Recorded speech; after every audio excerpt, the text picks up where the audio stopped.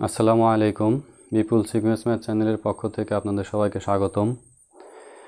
আজকে আমরা জটিল সংখ্যার প্রয়োজনীয় সূত্রাবলী নিয়ে আলোচনা করব। যতগুলো প্রশ্ন জটিল সংখ্যার সূত্র থেকে আসবে সবগুলো আমরা আজকে আলোচনা করার চেষ্টা করব। আমাদের পরীক্ষাতে জটিল সংখ্যা যত ছোট ছোট আলোচনা সেগুলো আজকে আমরা জানার চেষ্টা করব। তো আমরা এখানে বোর্ডে কিছু অংশ লিখে রেখেছি যেগুলো আমাদের প্রয়োজন। তো দেখেন, আমাদের প্রথমেই জটিল সংখ্যা কী এই বিষয়টা জানতে হবে।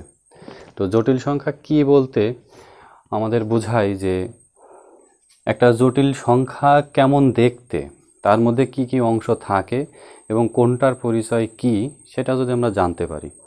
তো বলা আছে যে a + ib এই আকারের সংখ্যাগুলোকে জটিল সংখ্যা বলা হয়, যেখানে a এবং b হচ্ছে আমাদের বাস্তব সংখ্যা এবং সাথে যে ছোট করে একটা i আছে এইটা হচ্ছে আমাদের জটিল সংখ্যার চিহ্ন। তো এই i হচ্ছে ইমাজিনারি নাম্বার, যেটা দিয়ে আমাদের এই মূল সংখ্যাটাকে অবাস্তব বলে বোঝানো হচ্ছে।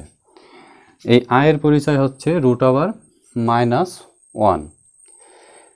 একটা জটিল সংখ্যা যদি z ধরা হয় তাহলে সেই জটিল সংখ্যাকে মডুলাস করলে এবং তার উপরে বার এটাকে অনুবন্ধী জটিল সংখ্যার মডুলাস করলেও আমাদের তার সমান হবে। আবার যদি সেই জটিল সংখ্যার আগে আমরা চিহ্ন পরিবর্তন করে মাইনাস নিয়েও মডুলাস করি তবুও আমাদের মডুলাস জেডের সমান হবে, কারণ আমরা জানি যে মডুলাস বা পরম মান যাই হোক, ভিতরে যে চিহ্নই হোক, আমাদের আউটপুটটা মাইনাস থাকবে না, প্লাস হয়ে যাবে। একটা জটিল সংখ্যা এবং একটা অনুবন্ধী জটিল সংখ্যা যদি আমরা পরস্পর গুণ করি আর সেই জটিল সংখ্যাকে যদি মডুলাস করে বর্গ করা হয় তবুও সমান হবে। এখানে মডুলাস জেড রিয়েল নাম্বার জেডের যে অংশ সেখান থেকে বড় এবং সমান।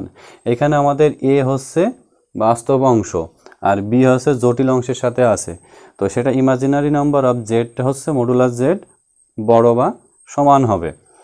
আরও কিছু অংশ বলা আছে যে মডুলাস অফ z1 + z2 দুইটা জটিল সংখ্যা যদি পরস্পর যোগ করে মডুলাস করা হয় তাহলে তাদের আলাদা আলাদা মডুলাস করে যোগ করলে তার থেকে ছোট বা সমান হবে। যদি দুইটা মডুলাসকে বিয়োগ করে যদি দুইটা জটিল সংখ্যাকে বিয়োগ করে মডুলাস করা হয় তাহলে তাদের আলাদা আলাদা মডুলাসের বিয়োগ ফলের থেকে বড় বা সমান হবে। দুইটি জটিল সংখ্যাকে যোগ করে মডুলাস করলে আলাদা আলাদা মডুলাস করার পর যদি বিয়োগ করা হয় সেই বিয়োগ অংশের থেকে যোগ অংশের মডুলাস বড় বা সমান হবে।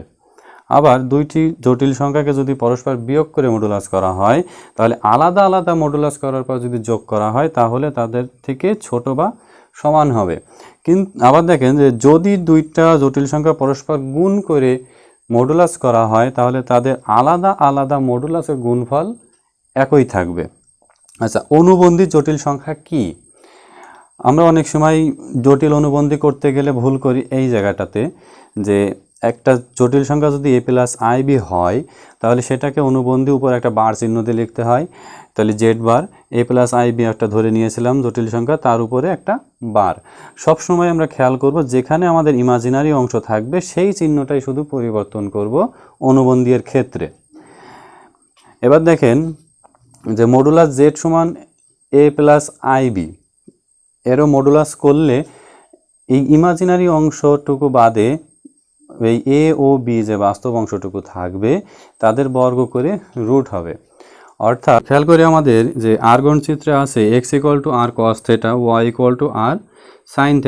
এই চিত্রে এখানে এটা x অক্ষ, এটা y অক্ষ, এটা মূল বিন্দু। এই x অক্ষ বরাবর খণ্ডিত অংশ x, y অক্ষ বরাবর খণ্ডিত অংশ y, আর অতিভুজ বরাবর যেটা গিয়েছে সেটা হচ্ছে r। এটা কি কোণে পরিবর্তন হয়েছে? থিটা কোণে। এখন যদি আমরা এই পর্যন্ত হিসাব করি তাহলে ওইটার সাথে মিলাইতে গেলে আমাদের x² + y² সমান r² cos² θ + r² sin² θ। এখান থেকে যদি আমি r² কমন নেই তাহলে cos² θ + sin² θ, তাহলে আসলো r² × 1। তার মানে এই r = আসলো আমাদের √(x² + y²). তো এখন দেখেন r equal to root over x square plus y square, এখানে modulus z equal to root over x square a square plus b square, এই আকৃতি এবং এই আকৃতি একই। তাহলে আমরা r সমান মূল জটিল সংখ্যা যেটা সেটা লিখতে পারি। এখন আমাদের এই সূত্রটা মনে রাখতে হবে যে 1 প্লাস ওমেগা স্কোয়ার সমান 0। এখানে 1 বলতে ওমেগা কিউব সমান 1। এখন এই ওমেগা কিউব সমান 1 এটা আমাদের মনে রাখতে হবে। এই ওমেগা কিউবের পরে যদি আমাদের আসতো ওমেগা 4, তাহলে 1 ইন্টু ওমেগা অর্থাৎ ওমেগা। এইভাবে করে যদি আমরা লিখি omega 5 equal to omega square into omega cube, তার মানে হলো omega square into 1 omega square. এইভাবে করে আমরা হিসাব করব। তো ওটা 3টা হয়ে গেলে আমাদের মান আসবে 1। এরপরে শুধু ওমেগা সমান আমাদের একটা সূত্র আছে যে -1 প্লাস রুট ওভার -3/2, আর ওমেগা স্কোয়ার সমান -1 মাইনাস রুট ওভার -3/2। এইটা আমাদের দ্বিঘাত সমীকরণের সমাধান থেকেও পাইতে পারি। অয়লারের একটা সূত্র আছে যে e to the power i theta equal to cos theta plus i sin theta. এখন এই সূত্রগুলো যদি আমাদের জানা থাকে তাহলে জটিল সংখ্যা যতগুলো অঙ্কই আসুক না কেন আমরা সবগুলো পারবো। পরবর্তী ক্লাসে আমরা জটিল সংখ্যার কিছু সমাধান করার চেষ্টা করব। সেক্ষেত্রে জটিল সংখ্যার যোগ হবে, জটিল সংখ্যার বিয়োগ হবে, জটিল সংখ্যার অনুবন্ধী হবে, আর্গুমেন্ট নির্ণয় করা থাকবে, আবার অন্যান্য কিছু সমাধান করার চেষ্টা করব।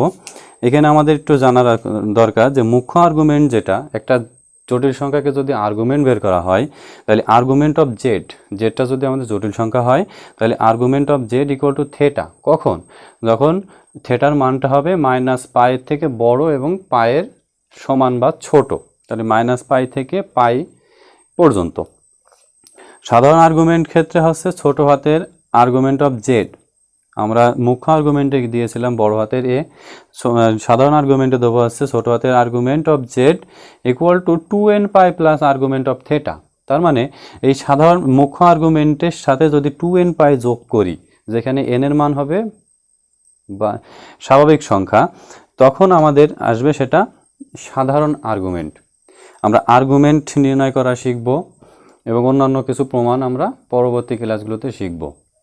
ধন্যবাদ সবাইকে।